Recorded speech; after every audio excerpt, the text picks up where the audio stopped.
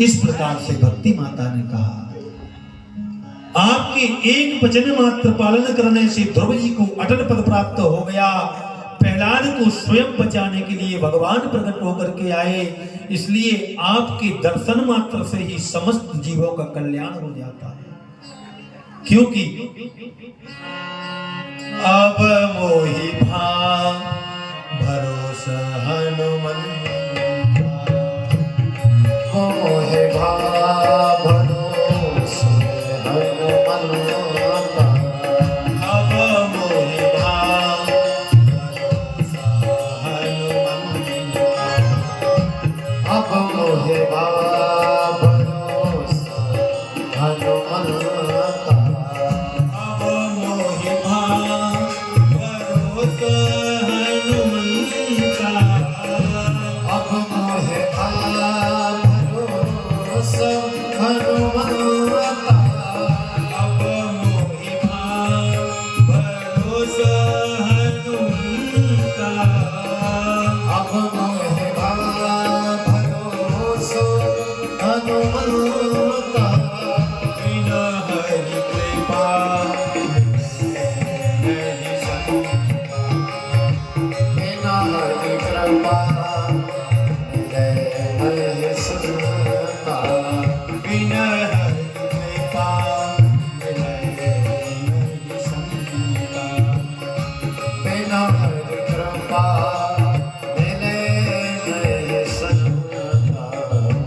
जब भगवान की कृपा होती है तो संतों का दर्शन प्राप्त होता है।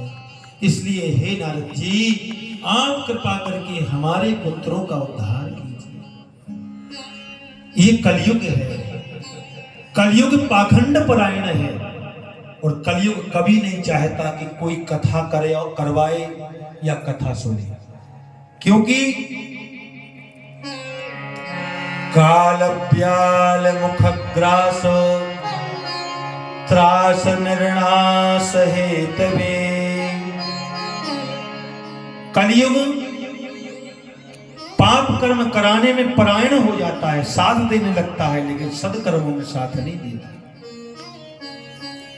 कलयुग में भगवान का भजन वही कर सकता है, भगवान की भक्ति वही कर सकता है जिसके ऊपर भगवान की कृपा हो। आज हम संसार के कार्यों को करते हैं तो हजारों लोग हमारे घर आते हैं। मंदिर में जाकर के देखना, पुजारी जी और 2-4 भक्त और खड़े होंगे और आरती हो रही होगी। कोई भगवान की शोभा यात्रा निकलेगी तो लोग घरों से तो झांक करके देखते हैं, पर ये नहीं लगता कि ये भगवान का कार्य है, हमारा और आपका नहीं है। भगवान के कार्यों में हम सबको बढ़ चढ़ करके हिस्सा लेना चाहिए। भगवान के मंदिर में और भगवान की कथा में बिना बुलाए जाने से ज्यादा फल प्राप्त होता है। इसलिए भगवान की कथा में बिना बुलाए हुए आना चाहिए। और दूसरी बात, भगवान की कथा में खाली हाथ नहीं आना चाहिए। भले आप तुलसी पत्र लेकर के आओ, एक मुट्ठी चावल लेकर के आओ, पुष्प लेकर के आओ, जल का लोटा लेकर के आओ, या कोई फल लेकर के आओ, भोग लेकर के आओ, पर भगवान के मंदिर में, अपने मित्र के घर और भगवान की कथा में कभी खाली हाथ नहीं जाना चाहिए। पत्रम पुष्पम फलम तोयम यो में भक्त्या प्रयच्छति। भगवान पत्ता से भी प्रसन्न हो जाते हैं। यदि आप तुलसी पत्र तोड़ करके लाएंगे और भागवत जी के ऊपर चढ़ा दिया, समझो आपने संसार का संपूर्ण जो वैभव है सब आपने भगवान को चढ़ा दिया। पत्रम पुष्पम दूसरा है पुष्प, इसलिए भगवान को पुष्प अर्पित करना चाहिए। तोयम माने जल, भगवान को जल चढ़ा करके भी हम प्रसन्न कर लेते हैं। आज देवर्षि नारद ने वेद का पाठ किया, वेदांत का पाठ किया, गीता का पाठ किया। वेद वेदांत पाठेश्च गीता पाठिर्मुहुर्मुहुः बार बार गीता का पाठ किया, वेदांत का पाठ किया, उपनिषद का पाठ सुनाया, लेकिन ज्ञान वैराग्य का के शरीर में कोई उत्तेजना उत्पन्न नहीं हुई। वो तो जैसे पड़े थे वैसे ही पड़े रहे। भक्ति माता कहती है कि मैं जैसे गुजरात में जीर्ण शीर्ण हुई, मैंने यमुना में डुबकी लगाई तो यहां आकर के मैं तरुण हो गई, ये मेरे पुत्र बूढ़े हो गए। कहीं ऐसा नहीं होता कि माता जवान हो और पुत्र बूढ़े हो गए। ये तो देखने मिलता है कि मां वृद्ध है, बेटा जवान है, लेकिन यहाँ कलयुग के प्रभाव से ज्ञान और वैराग्य बूढ़े बन करके पड़े हैं। वेद वेदांत पाठेश्च गीता पाठ मुहुर्मुहु। बार बार गीता का पाठ किया, उपनिषद को सुनाया, लेकिन जरा भी चेतना नहीं आई। तो अब नारद जी दौड़ लगा करके आज सनत कुमारों से कहते हैं कि आकाशवाणी ने कहा कि यदि तुम इनके ज्ञान वैराग्य के बुढ़ापे को दूर करना चाहते हो तो सत्कर्म सूचको नूनम ज्ञान यज्ञ स्मृता बुधई। तुम सप्ताह ज्ञान यज्ञ करो, सत्कर्म करो, तो अपने आप ज्ञान वैराग्य जो बूढ़े पड़े हैं ये जवान हो जाएंगे। इसलिए हे सनत कुमार जी, हम आपकी चरणों में हैं, आप बताइए वह सत्कर्म कौन सा है जो आकाशवाणी ने बताया है। सनत कुमार नारद जी की बातों को सुनकर के हंसने लगे। भाग्योदयेन बहुजन्म समर्जितेन सत्संगमं च लभते पुरुषो यदा वै अज्ञान हेतु कृत मोह मदांधकार न संविदाहि उदयते विवेकः।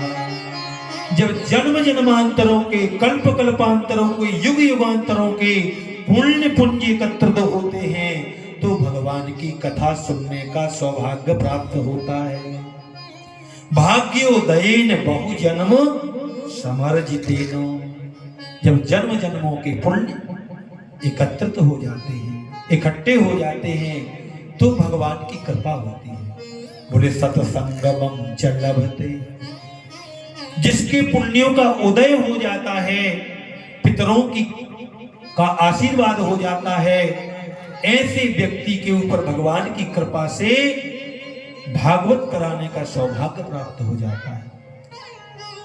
भाग्योदयेन बहुजन्म समर्जितेनो। समर्जित माने इकट्ठा होना। सत्संगमं च लभते।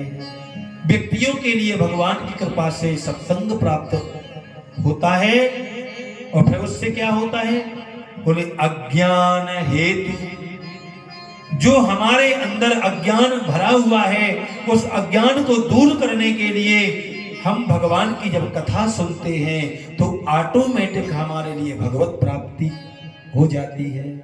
अज्ञान हेतु कृत मोह मदांध कारम नासम। जो षड्विकार होते हैं वह नष्ट हो जाते हैं। उदयते विवेकः। फिर विवेक की जागृति होती है। इतनी सी बात को सुनकर के आज सनत कुमार जी जो थे हंसने लगे। बोले भैया, इतनी सी बात को लेकर के तुम्हारे मन में चिंता है, चिंता मत करो। श्रीमद् भागवत सप्ताह ज्ञान यज्ञ का वाचन करो निश्चिंत रूप से, और ज्ञान वैराग्य का बुढ़ापा दूर हो जाएगा। तो बोले आप जैसा वक्ता कहाँ मिल सकता है जिन्होंने जन्म लेते ही और वन की ओर प्रस्थान किया, संपूर्ण जीवन भगवान के भजन करने में लगा दिया। सनत कुमार ऐसे हैं कि जो 5 वर्ष से कभी 6 वर्ष के नहीं होते। मात्र 5 वर्ष की आयु रहती है, लेकिन अखंड भगवान का भजन करते हैं। संतों का तो जीवन ही भगवान का भजन करने के लिए होता है।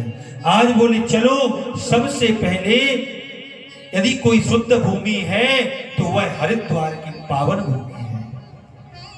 श्री गंगा जी के तट पर हरिद्वार धाम में और सुंदर एक बालू का मंच बनाया। उस मंच पर सनत कुमार जी जो है जाकर के विराजमान हो गए। नारद जी यजमान बनकर के सामने बैठ गया, आसन लगा करके कुंभ जैसा वातावरण हो गया। जितने बड़े बड़े ऋषि थे, महात्मा थे, राजा थे, विमलात्मा ज्ञानी थे, सब दौड़ दौड़ करके आए और बोले नारद जी कथा करा रहे हैं, जैसे हमारे यहाँ शुक्ला जी कथा करा रहे हैं और सनत कुमार जी कथा कह रहे हैं। मानो हम आप लोगों के बीच में बैठ करके कथा कह रहे हैं। ऐसे दिव्य कुंभ जैसा वातावरण बन गया। हजारों संत अपने अपने शिष्यों को लेकर के साथ में, परिकर के साथ में पधारे। बड़े बड़े राजा लोग अपनी रानी और पुत्रों के साथ में पधारे। क्योंकि भागवत की कथा जहां भी होती हो, हमें प्रयास करना चाहिए कि सब जितने घर में लोग हैं सबको आना चाहिए। ये नहीं कि अब एक दिन पापा जी सुनेंगे, एक दिन दादी जी सुनेंगी, एक दिन भैया सुन लेंगे, एक दिन भाभी सुन लेंगी। यदि भगवान ने समय दिया तो सबको बैठ करके सुनना चाहिए। आज सनत कुमार जी कीर्तन गाने लगे। हमारो धन राधा श्री राधा श्री राधा, हमारो धन राधा श्री राधा श्री राधा, हमारो धन राधा श्री राधा श्री राधा, हमारो धन राधा सभी लोग बोले राधा श्री राधा, हमारो धन राधा श्री राधा श्री राधा, हमारो धन राधा श्री राधा श्री राधा, परम धन राधा राधा राधा राधा, परम धन राधा राधा राधा राधा, परम धन राधा राधा राधा राधा, परम धन राधा राधा राधा राधा राधा, हमारो धन राधा श्री राधा श्री राधा, हमारो धन राधा श्री राधा श्री राधा।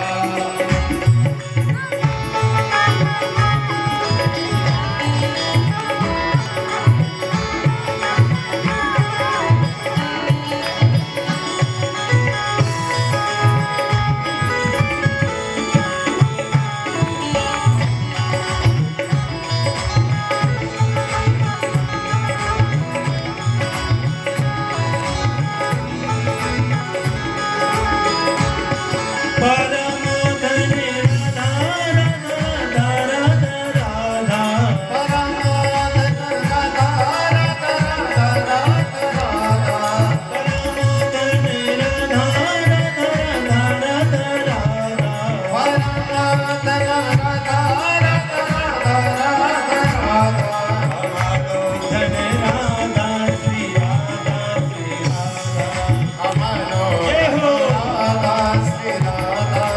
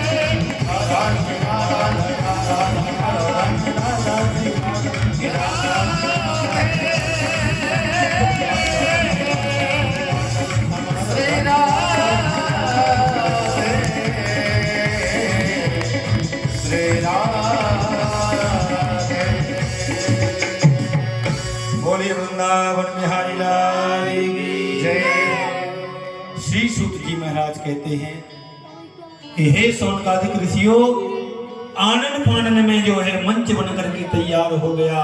चारों भाई सनक, सनंदन, सनातन, सनत कुमार आसन पर विराजमान हो गए।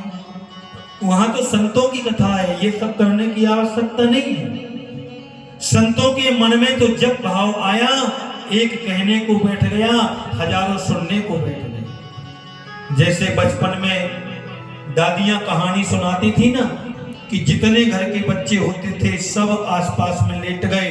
कोई छाती में लेटा है, कोई बाजू में लेटा है, कोई बैठा हुआ है, कोई पैर दबा रहा है और दादी जी कहानी सुना रही। ऐसे ही संतों की कथा होती है। वहां ये पंडाल माइक की आवश्यकता नहीं है। वहां तो जिसका मन जब हुआ, एक कहने वाला बैठ गया और बाकी श्रोता बन करके बैठ गए। आज सनत कुमार वक्ता बन करके बैठे हैं, नारद जी श्रोता बन करके बैठे। 3 आसन सामने बिछा दिए, एक भक्ति माता के लिए, एक ज्ञान और वैराग्य के लिए, और आवाहन किया, हे भक्ति माता, आप जहां कहीं भी हो, आप यहां विराजमान होइए। आपकी कष्ट की निवृत्ति के लिए ही हम ये भागवत कथा करा रहे हैं। ज्ञान वैराग्य अप्रत्यक्ष रूप से आए, आकर के बैठ गए। हजारों संत समाज विराजमान है। राजा अपने रानियों के साथ, पुत्रों अधिक नातियों के साथ बैठे हुए हैं। कुंभ में तो, हरिद्वार में तो कुंभ लगता कि नहीं लगता? कुंभ जैसा मेला लग गया और सनत कुमार जी चारों भाई बैठ करके व्याख्यान करने लगे। नारद जी ने पूछा, महाराज ये बताइए, कोई भक्त व्यक्ति भागवत को श्रवण करके मोक्ष पाले तो ये कोई बड़ी बात नहीं, क्योंकि भक्त का तो मोक्ष होता ही है। जो भक्ति करता है उसका मोक्ष हो जाता है। कोई दानी व्यक्ति यदि भागवत श्रवण करके मोक्ष पाले तो ये भी कोई बड़ी बात नहीं है। भगवान ने उसको सामर्थ्य दी, उसने दान किया, उसका मोक्ष हो गया, क्योंकि दान करे कल्याण। कलयुग में दान की बड़ी महत्वता है।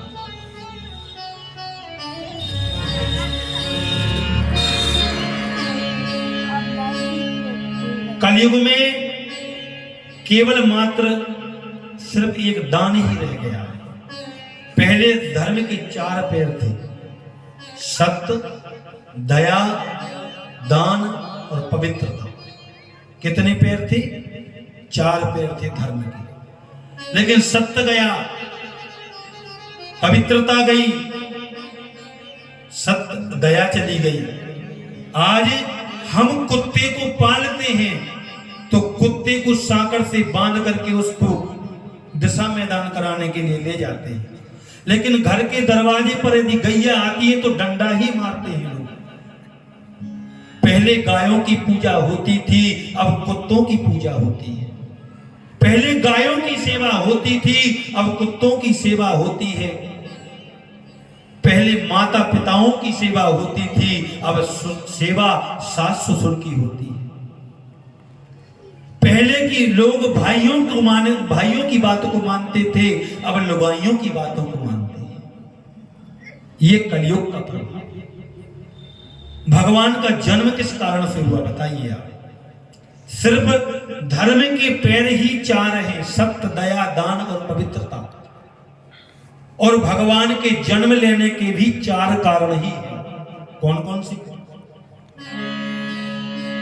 विप्रधेनु सुर संत हित, लीन मनोजे अवतार।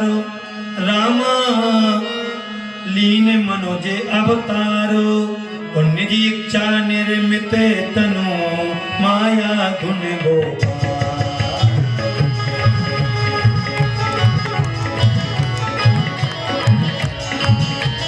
निज इच्छा निर्मित तनु, माया धुन गोपाल। निज इच्छा निर्मित तनु, माया धुन गोपाल।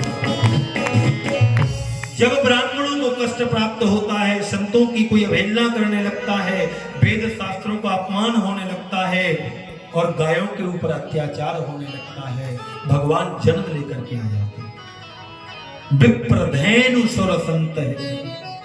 हम ये नहीं कहते कि आप लोग घर में कुत्ता मत पालो, कुत्ता तो पालो, लेकिन जितनी सेवा आप कुत्ता की करते हो उतनी सेवा यदि गौ की करोगे तो आपका बेड़ा पार हो जाएगा। क्योंकि कुत्ता जिस घर में रहता है उस घर के लोगों के संपूर्ण पुण्य कर्म नष्ट हो जाते हैं।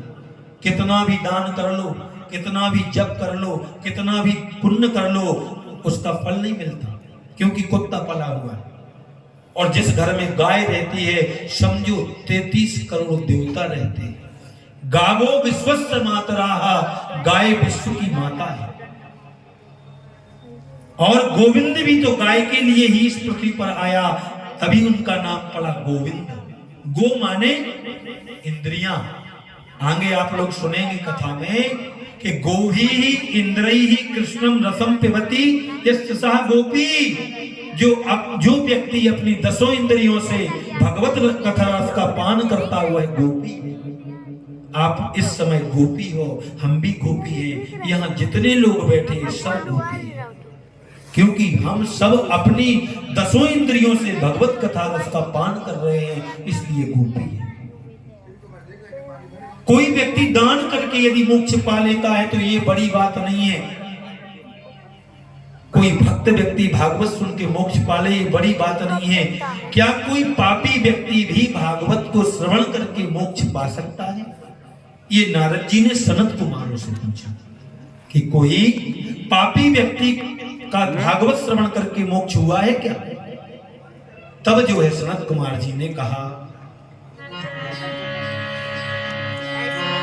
यो मानवा पापकृतस्तु सर्वदा सदा दुराचाररता विमार्गः क्रोधाग्नि दग्धा कुटिलाश्च कामिनः सप्ताहे यज्ञेन कलौ पुनन्ति ते।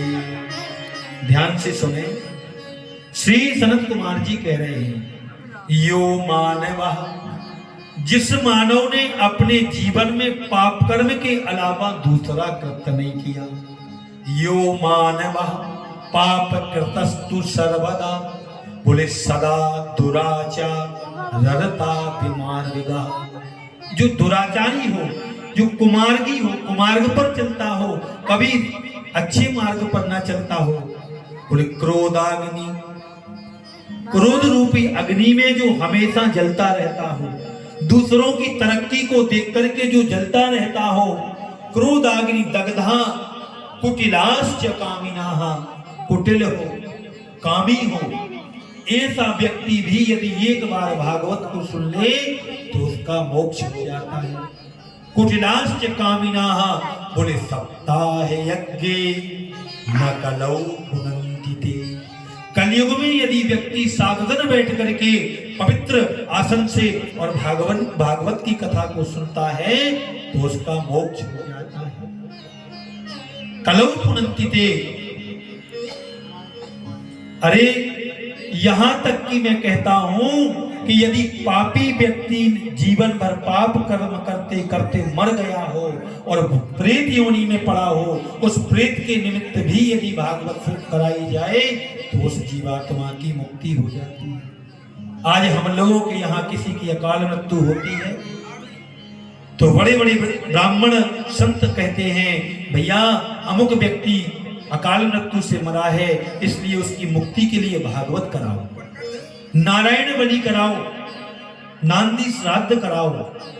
नांदी श्राद्ध करने से, नारायण बलि करने से और भागवत का पारायण कराने से उस जीवात्मा का मोक्ष हो जाता है।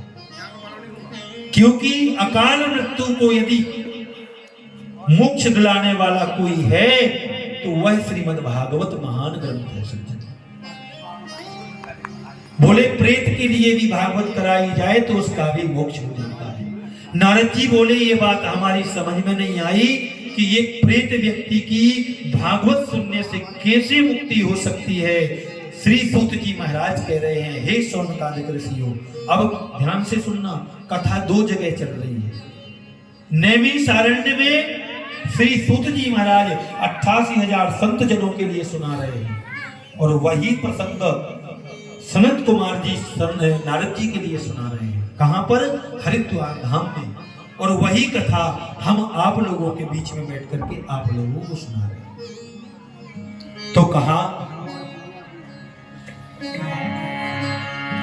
तुंगभद्रा तटे पूर्वम भूत पतनमुत्तमम् यत्र वर्णासु धर्मेणो सत्य सत्कर्म तत्परः। सनत कुमार जी कहते हैं, हे नारद जी, तुंगभद्रा नदी के तट पर एक सुंदर नगर था। उस नगर का नाम था उत्तम नगर। उत्तम नगर में संपूर्ण घरों में सुंदर वैष्णव लोग वास करते थे। वैष्णव का अर्थ होता है जिनके घर में ठाकुर जी का पूजन होता हो, शालिग्राम जी का पूजन होता हो, गणेश भगवान का पूजन होता हो, तुलसी मैया का पूजन होता हो, सूर्य भगवान को अर्घ्य दिया जाता हो, वह वैष्णवों का घर है। जहां गाय की पूजा होती हो वो वैष्णव का घर है।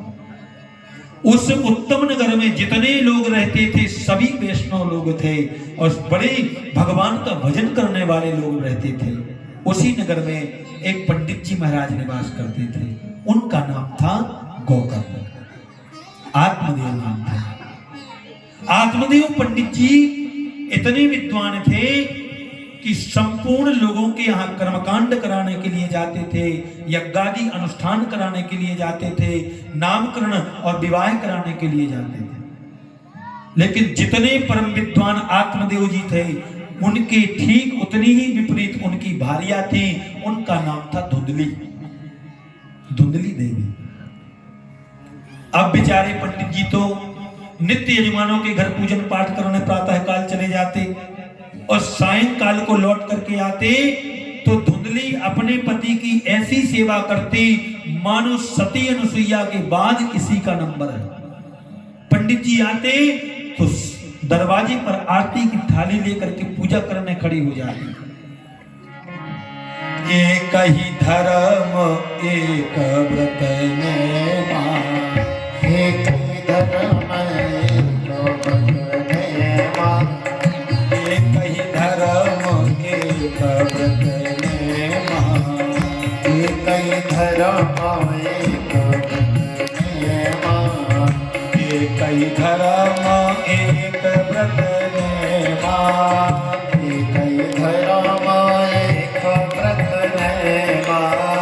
काय वचन मन प्रतिपद प्रेमा, काय वचन मन प्रतिपद प्रेमा, काय वचन मन प्रतिपद प्रेमा, काय वचन मन प्रतिपद प्रेमा,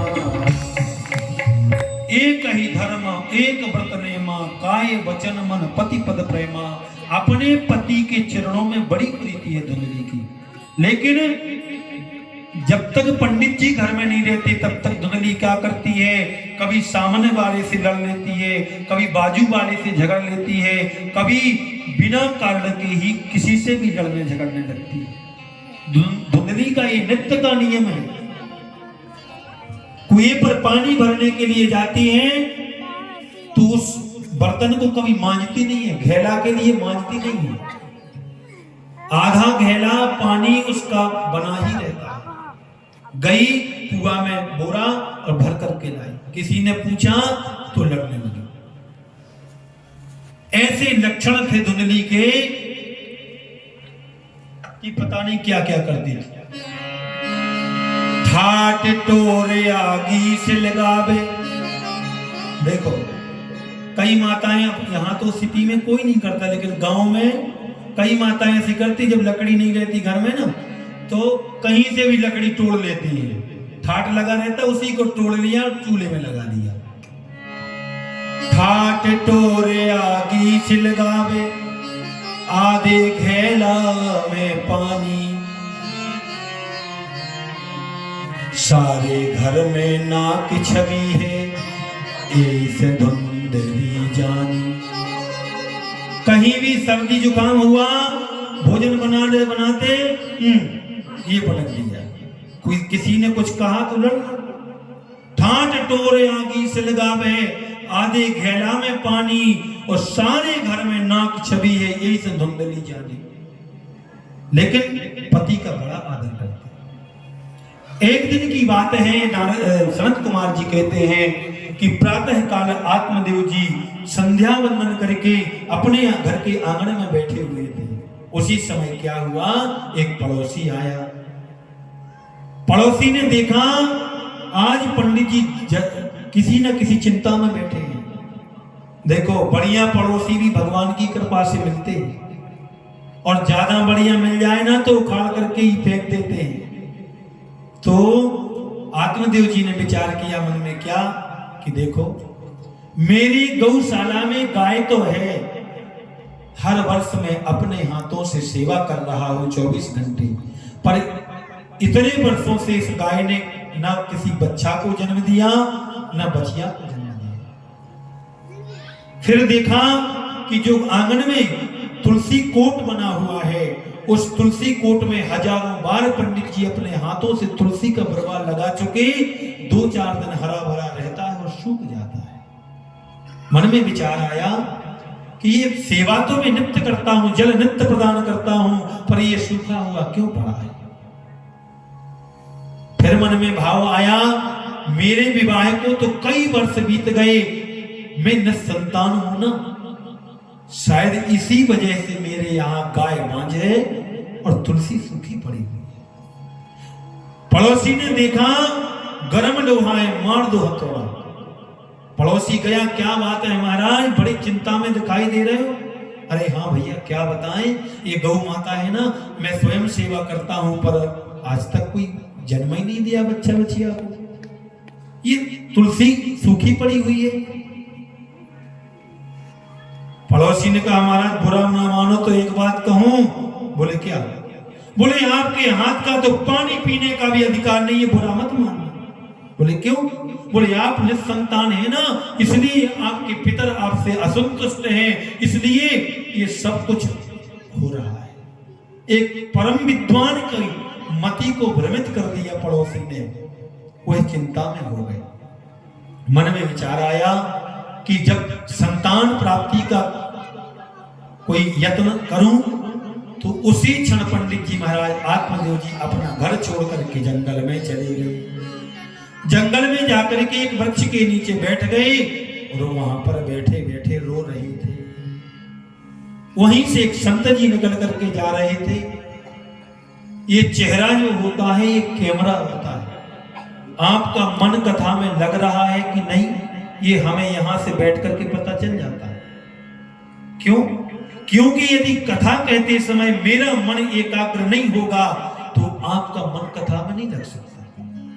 कौन कितना पढ़ा लिखा है, कौन कितना विद्वान है, कौन कितना मूर्ख है, ये सुनने से पता चल जाता है, चेहरे को देखने से पता चल जाता है।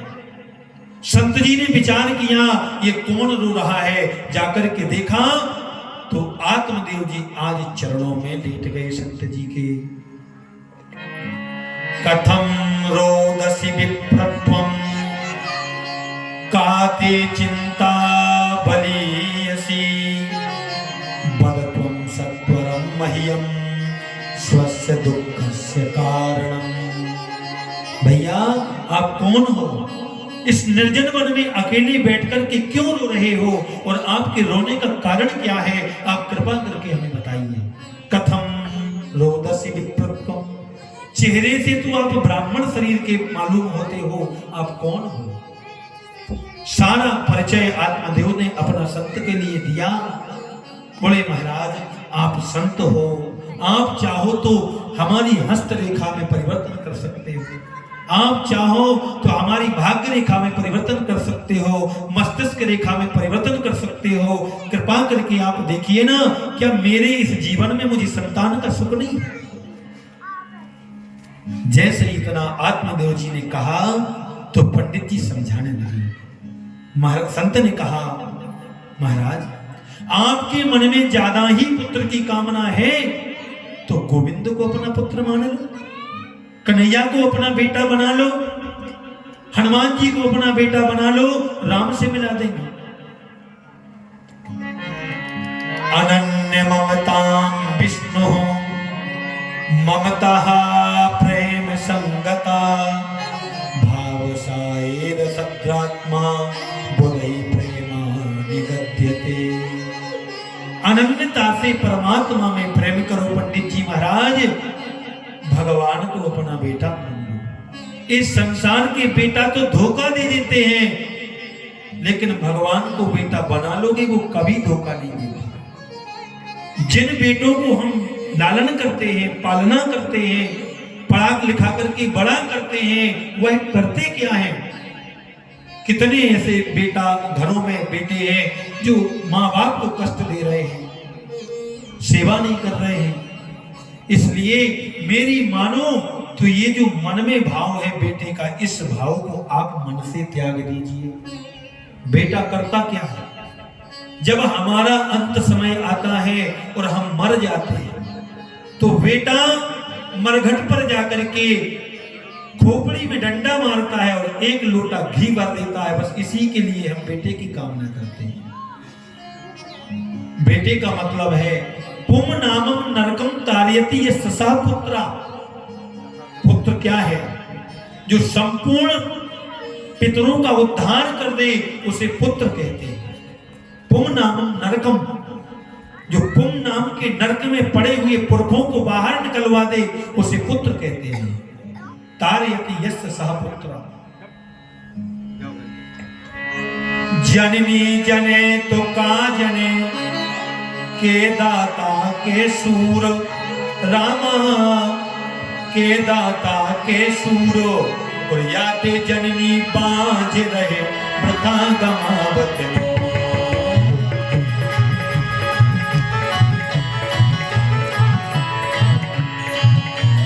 याते जननी बाज रहे वृथा गमावत।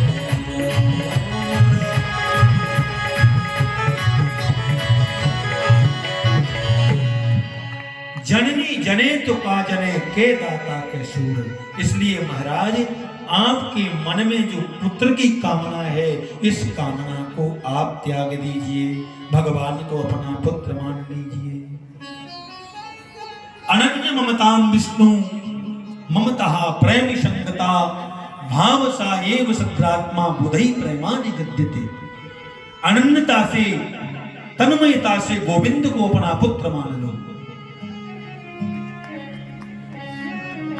पंडित जी महाराज ने कहा, महाराज आप संत हो और मैंने सत्संग में सुना है कि एक बार सच्चे संत का जिसको दर्शन हो जाए उसका भाग्य बदल देता है। संत का दर्शन, संत कभी चमत्कार नहीं करते, चमत्कार तो मदारी दिखाता है। साहब संत का दर्शन ही चमत्कार है। संत के दर्शन मात्र से ही कल्याण हो जाता है जीव का। इसलिए महाराज आप देखो ना, संत जी ने मन में विचार किया पंडित जी नहीं मानेंगे, तो कहा मैं सत्य कहता हूं। सप्त जन्मावधि पुत्रो पुत्रो नैव च नैव च। महाराज आप बुरा ना माने तो मैंने आपकी मस्तिष्क रेखा को देख लिया है। 7 जन्मों तक आपके यहां संतान का सुख नहीं है। इसलिए आप घर को लौट जाओ, भगवान का भजन करो और कुछ नहीं है। आत्मदेव जी सत्य के चरणों में लेट गए। महाराज मैं सत्य कहता हूं, यदि आपने पुत्र प्राप्ति का वरदान नहीं दिया तो मैं भगवान की सौगंध खा करके कहता हूं आपके श्री चरणों में ही हम अपने प्राणों को त्याग कर देंगे, लेकिन बिना पुत्र के वरदान के बिना हम घर नहीं वापस लौटेंगे। ये आत्मदेव जी कह रहे हैं। संत के आंखों में आंसू आ गए, क्योंकि उठी बदरिया पाप की झरझर गिरत अंगार। संत न होते जगत में तो जल जातो संसार। मन में विचार किया तो तत्काल थैली में हाथ डाला, एक फल को लिया और पंडित जी से कहा, महाराज ये फल ले जाकर के अपनी पत्नी को खिला देना, ठाकुर जी की कृपा होगी तो अवश्य तुम्हारे यहाँ पुत्र का जन्म हो जाएगा। ये आज संत ने एक आशीर्वाद दे दिया। आत्मदेव जी चरणों में प्रणाम करके लौट करके आए, अपनी पत्नी को ला करके वो फल दे दिया और कहा, देवी इस फल का भक्षण तुम कर लो तो हमारे यहाँ पुत्र हो जाएगा। धुंधली ने मन में विचार किया कि फल भक्षेण गर्भेण, कभी फल के खाने से पुत्र होता है क्या? अरे महाराज को देखो कितने सीधे साधे हैं कि किसी ने भी कुछ कह दिया उसी को मान लेते हैं। अरे फल के खाने से कभी बेटा होता है? लेकिन मन में भाव है कि यदि इस फल को मैंने फेंक दिया, हो सकता है किसी दिव्य संत ने दिया हो तो उसका अपमान हो गया, क्योंकि संतों के द्वारा जो दिया मिलता है उसको कभी फेंकना नहीं चाहिए। एक बार दुर्वासा ऋषि जी स्वर्ग में पधारे तो इंद्र ने दुर्वासा ऋषि जी का इतना स्वागत किया कि दुर्वासा ऋषि प्रसन्न हो गए।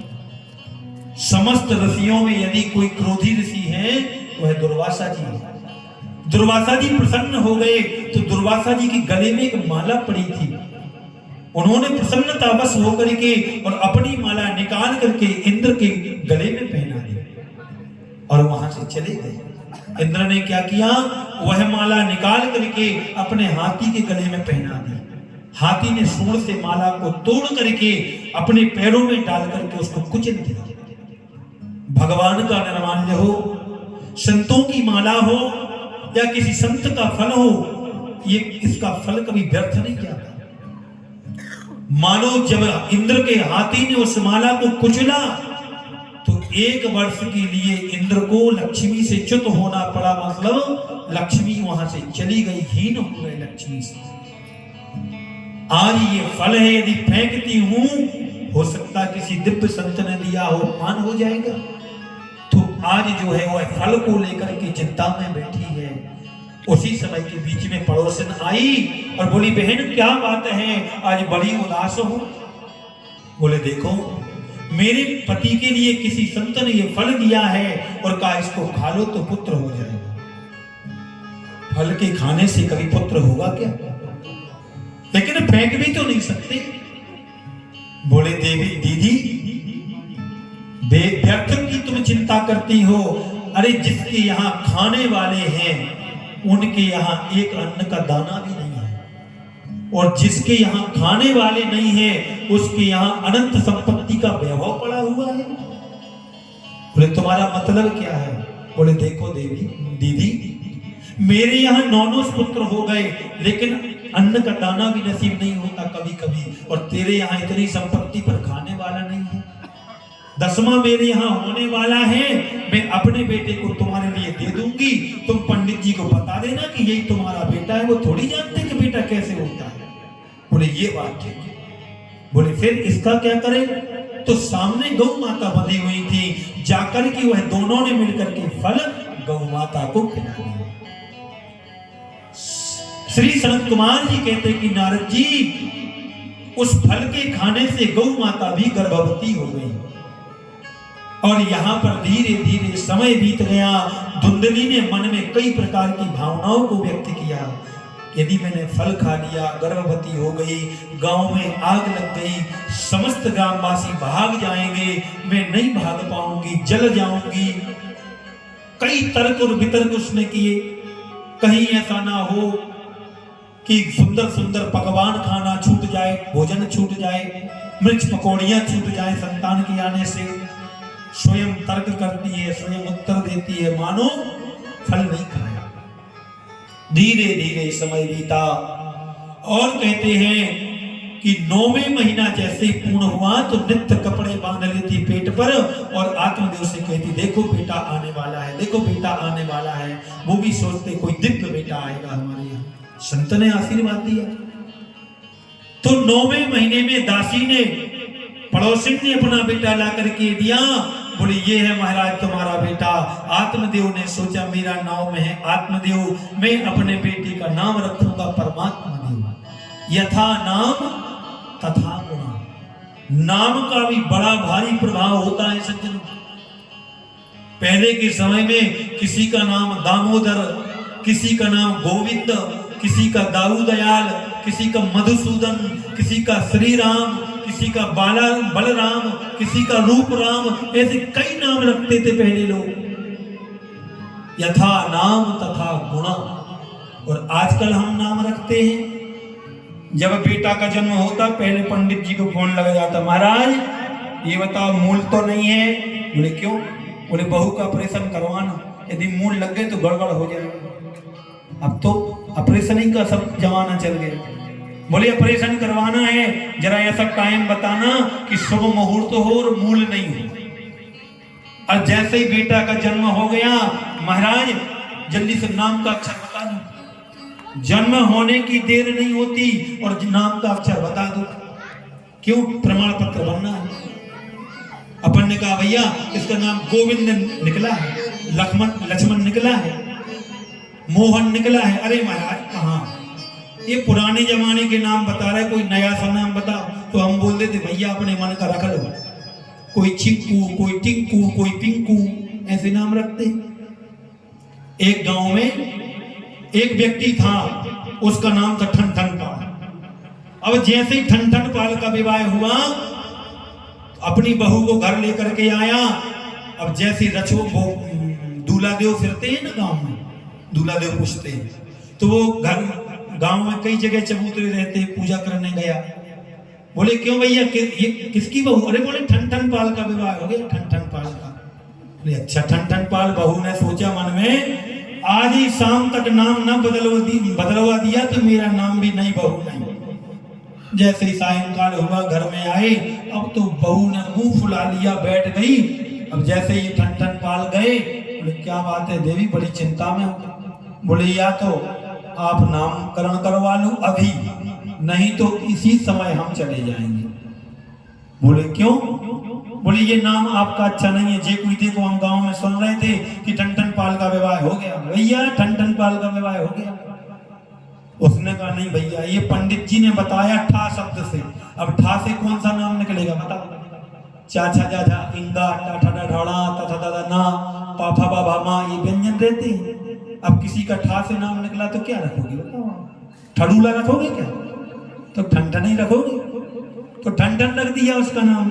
बोले ये पंडित जी ने बताया, मेरे पप्पा जी ने रखा था, मैं नाम नहीं बदलूंगा। तो बोले मैं चली जाऊंगी। बोले चले जाओ। तो जैसे ये उस घर को छोड़ करके निकली, तो आगे देखा क्या, एक सुंदर श्रृंगार किए हुई स्त्री जो है कंडा बीन रही थी। समझ में नहीं आया, श्रृंगार करके कंडा बीन रही है। बोले बहन क्या बात है, कहाँ भागी जा रही हो? बोले मेरे पति का नाम ठन पाल है, इसलिए मैंने बहुत समझाया, माने नहीं, तो मैं घर छोड़ के जा रही हूँ। बोले तुम्हारा नाम क्या है? बोले मेरा नाम लक्ष्मी है। लक्ष्मी? लक्ष्मी नाम है, कंडे बीन रही है। आगे बढ़ी तो क्या देखा, एक व्यक्ति जो है वह भीख मांग रहा था। बोले क्या नाम है? बोले धनपाल। भिखारी होकर के धनपाल नाम है और भीख मांग रहा है। फिर आगे चली तो एक मुर्दा जा रहा था। सभी यात्रा में सभी लोग राम नाम सत्य बोल रहे थे। बोले भैया ये किसका मुर्दा है, कौन मर गया इस गांव में? बोले अमर सिंह मर गए। तो उसने मन में विचार किया, कंडा बीने लक्ष्मी, भीख मांगे धनपाल, रामा भीख मांगे धनपालो, और अमर सिंह से मर गए भलो है ठन पाल।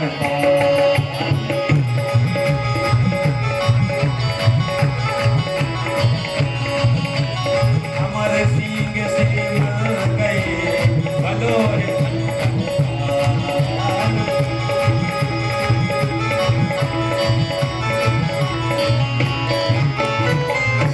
कंडा बीने लक्ष्मी, भीख मांगे धनपाल, अमर सिंह से मर गए भलो है ठन पाल। सोई लौट करके आई। बोले देवी तुम तो जीवन में ना लौटने का संकल्प करके गई थी।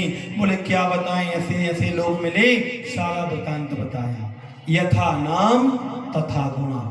अब नाम हो शेर सिंह और कुत्ते से डर जाए तो बताओ, यथा नाम तथा गुणा।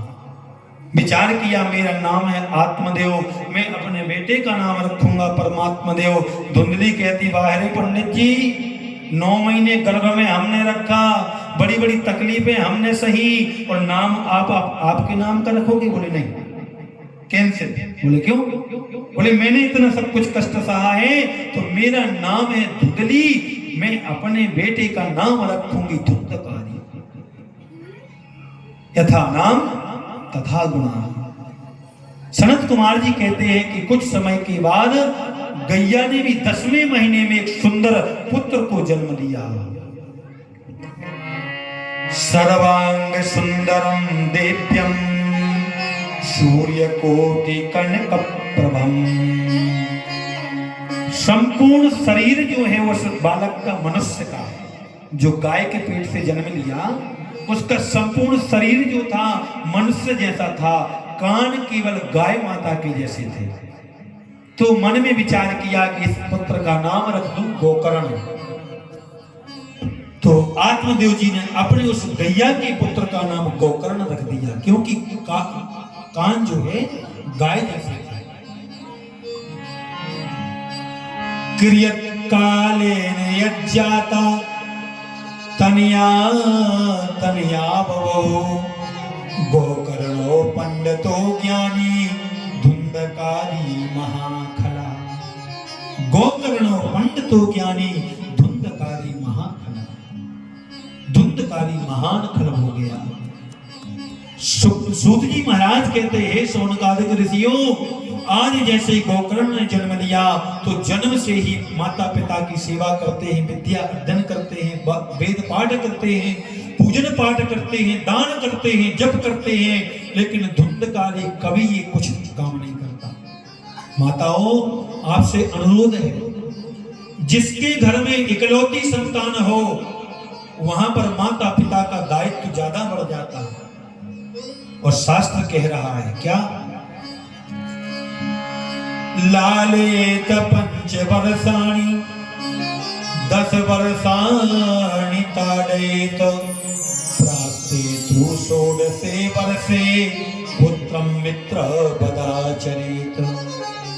जब तक जिस घर में बालक 5 वर्ष का है तब तक उसका खूब लालन पालन करो, खूब प्यार करो, खूब पप्पी लो, खूब घोड़ा बन करके उसको अपने ऊपर बिठाओ, कोई आपत्ति नहीं है। शास्त्र कह रहा है लालित 5 वर्षाणि 10 वर्षाणि ताड़ेत। जब बालक 5 से 6वें वर्ष में प्रारंभ हो जाए तो 15 वर्ष तक उसको ताड़ना देना चाहिए। ये भागवत कह रहे 10 वर्षाणि ताड़ेत बोले प्राप्ते तो 16 वर्षे पुत्रम मित्र बदाचरेत। जैसे ही बालक 16 वर्ष में प्रारंभ हो जाए उसको फिर बेटा नहीं मानना चाहिए, उसको मित्र मान लेना चाहिए। और जो लोग ऐसा करते हैं उनके घर में आज भी खुशहाली है। पित्रम पुत्रम मित्र बदाचरेत। आज उस पुत्र को मित्र मान लो, आपका कल्याण हो जाएगा। आज जिस घर में इकलौता पुत्र हो, माता पिता का कर्तव्य बनता है कि बाल्य अवस्था में बालकों को सुंदर शिक्षा देना चाहिए, पढ़ाना लिखाना चाहिए, संस्कार डालना चाहिए। आज के बच्चे ब्राह्मण संत साधुओं को देख करके प्रणाम नहीं करते, और पहले के लोग संत ब्राह्मणों को देख करके प्रणाम करते थे। प्रातःकाल उठो, प्रातःकाल उठ के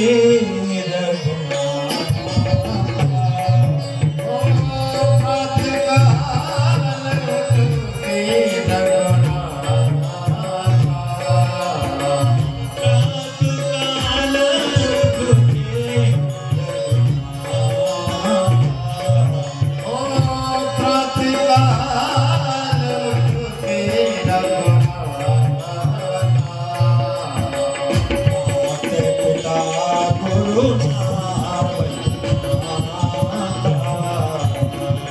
मात पिता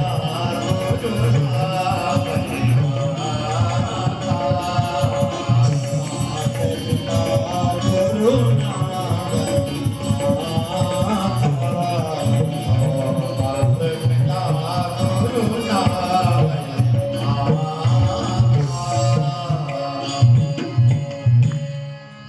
प्रातः काल उठ के रघुनाथा मात पिता गुरु नावै नाथा। पहले किसी से ये नहीं कहना पड़ता था कि बेटा ये पंडित जी हैं इनको प्रणाम करो, ये भगवान जी हैं इनको प्रणाम करो। कई माताओं को हम देखते वो मंदिर में ले जाती, बोली बेटा ये ठाकुर जी इनको प्रणाम करो। और सबसे पहली गुरु माँ ही होती है बच्चों की। माता बैरी पिता शत्रु, वह माता और पिता बैरी और शत्रु के समान हैं, जिन्होंने अपने बच्चों को बाल्यावस्था में सुंदर शिक्षा नहीं दी। माता बैरी पिता शत्रु, ये न बालो न पाठिता, ना शोभन्ते सभा मध्ये, हंस मध्ये पको यथा। जैसे पढ़े लिखे लोगों के बीच में एक अनपढ़ व्यक्ति शोभा नहीं पाता, जैसे हंसों के बीच में बगुला शोभा नहीं पाता, इसी प्रकार अच्छे लोगों के बीच में वह अनपढ़ व्यक्ति शोभा नहीं पाता। माता बैरी पिता शत्रु, यो न बालो न पाठिता, न शोभन्ते सभा मध्ये, हंस मध्ये पको यथा। इसलिए माताओं आपसे अनुरोध है, सज्जनों आपसे अनुरोध है, यदि आपके घर में इकलौती संतान है तो उसको शुभ संस्कार आप अभी से दें, क्योंकि जो संस्कारवान होता है वही नभता है। सूखे वृक्ष को नवाओगे वो कभी नहीं नभेगा, टूट जाएगा। और जिस वृक्ष में फल होते हैं उस वृक्ष को नवाओगे तो जरूरत नहीं पड़ेगी नवाने की, अपने आप नव जाएगा। नमन्ति फलनो वृक्षा, नमन्ति गुणनो जना, शुष्क काष्ठानि मूर्खाश्चो, नानमन्ति कदाचन। सूखे वृक्ष को नवाओगे तो टूट जाएगा और फलदार वृक्ष को नवाओगे तो टूटेगा नहीं। इसलिए अपने घर के लोगों को बड़ों का दायित्व बनता है कि सुंदर शिक्षा प्रदान करो। आज यहाँ पर धुंधली से गलती हो गई, नन्हा सा धुंधकारी है, कंचा खेलने लगा। धीरे धीरे कंचा खेलते खेलते खेलते और ताश पत्ता खेलने लगा। यदि एक ही बालक है तो उस पर निगरानी रखना चाहिए, ये क्या कर रहा है, कहाँ जाता है, किसके साथ घूमता है, कहीं ऐसा तो नहीं कि बिगड़ रहा हो। तो ताश पत्ता खेलने लगा। ताश पत्ता खेलते खेलते धीरे धीरे ये जुआरी बन गया। घर में आता अनंत संपत्ति का वैभव था पंडित जी महाराज के यहाँ, कोई कमी नहीं थी। घर में आता जितना मन चाहता उतने पैसे उठा करके ले जाता और जुए में हारने लगा। एक दिन माता ने डांट फटकार लगाई तो माता को ही डांटने लगा, पिता को ही डांटने लगा, तुम चुप रहो, मैं जो करता वो ठीक करता। जितना घर में धन था सब जुए में हार गया। अब तो मानो धुंधकारी स्वयं डाका डालने लगा, डाकू बन गया। आधी रात को अपने मस्तिष्क पर काली पट्टी को बांध करके धुंधकारी आता,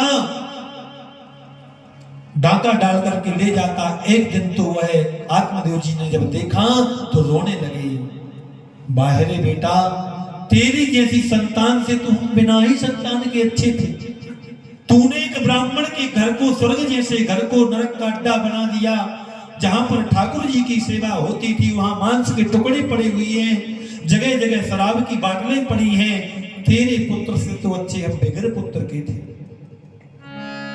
तीन समारत देश को सती संत अरुसूर, रामा सती संत अरुसूरो, और तीन बिगाड़त देश को कपटी कायर।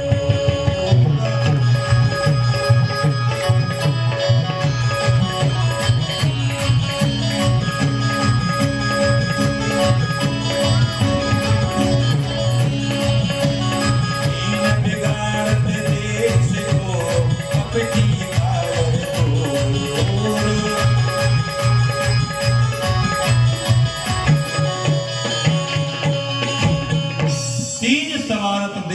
सती संत और सूर, और 3 बिगाड़त देश को कपटी कायर कूर।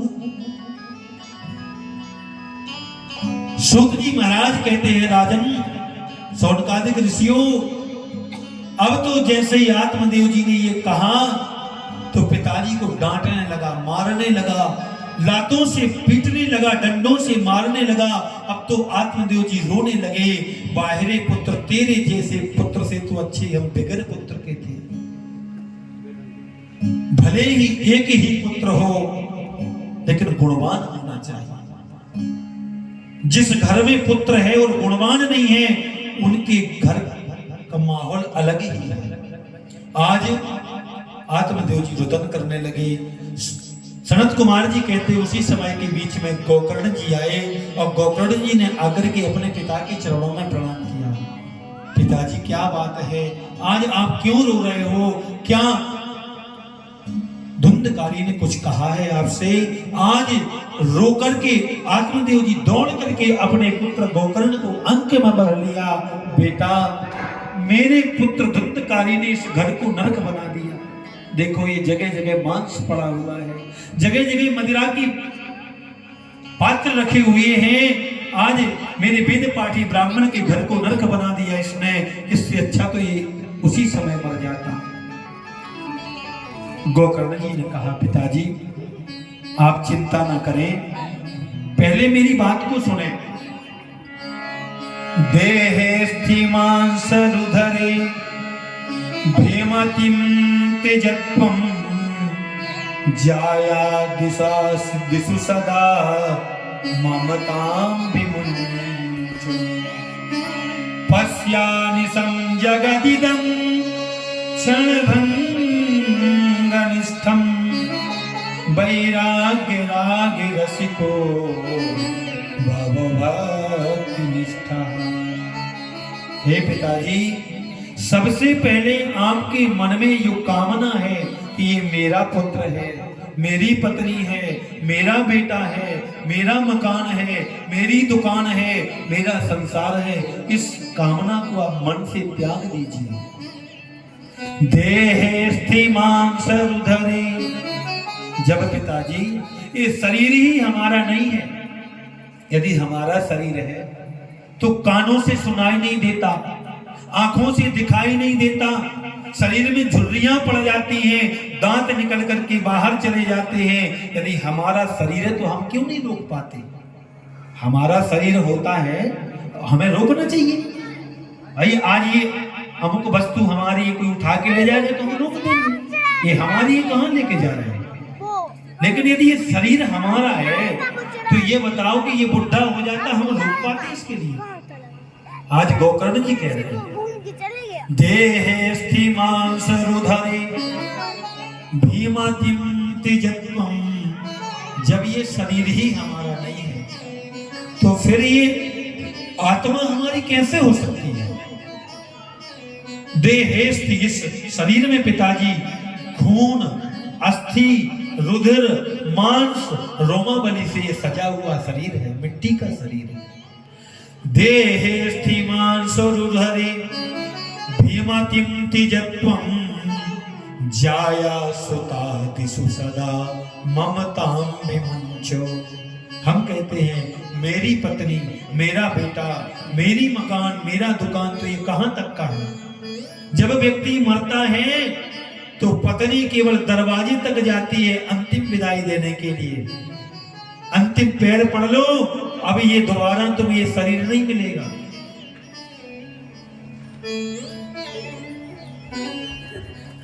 और पुत्र कहां तक का है? चिता तक का साथ है।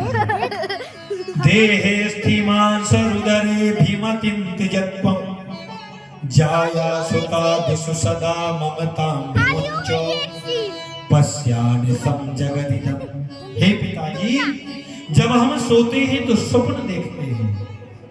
कोई स्वप्न देखता है कि सुंदर महल बन जाए, कोई स्वप्न देखता है कि धन संपत्ति वैभव बढ़ जाए, कोई स्वप्न देखता है कि दूसरा विवाह हो जाए, कोई स्वप्न देखता है रंग बन जाता है, राजा बन जाता है।